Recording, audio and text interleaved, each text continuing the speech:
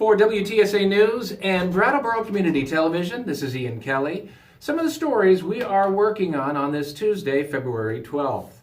The approaching storm has many area schools closing their doors early today. It's also forced the postponement of one area school district annual meeting.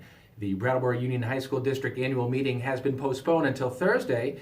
The annual meeting is expected to pass a budget that may become moot if a proposed consolidation of all school boards in Brattleboro, Putney, Dummerston, and Guilford under Act 46 is allowed to move forward. Gasoline prices haven't changed too much in northern New England. In Vermont, prices went down 2 cents a gallon in the last week to $2.34 a gallon. In New Hampshire, the price decreased 1.5 cents per gallon to $2.23 a gallon. The national average has increased 3.1 cents per gallon in the last month.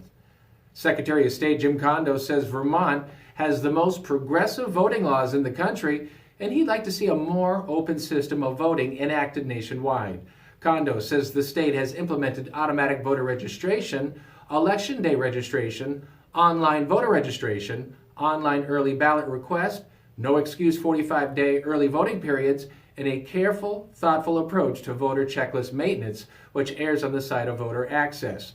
Cybersecurity has been a priority for Vermont, with Kondo saying firewalls have been strengthened.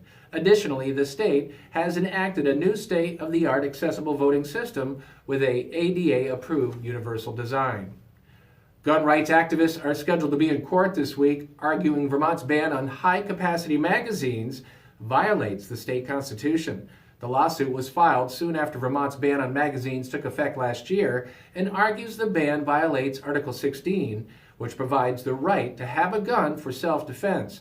The activists will be in court today in Montpelier. Constitutional law expert Dan Richardson says it will be tough to find the restriction unconstitutional. If the Vermont Supreme Court rules in favor of the ban, advocates could appeal to federal courts.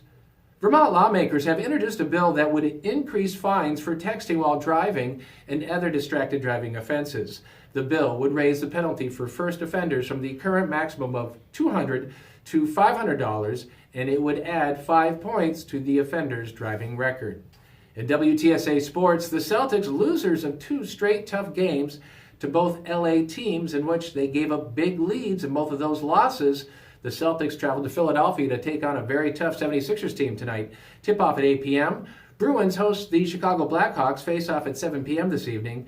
And locally has heard on AM 1450, ESPN Radio The Ticket last night, Mount Anthony beat Brattleboro in boys high school varsity basketball action 42-35.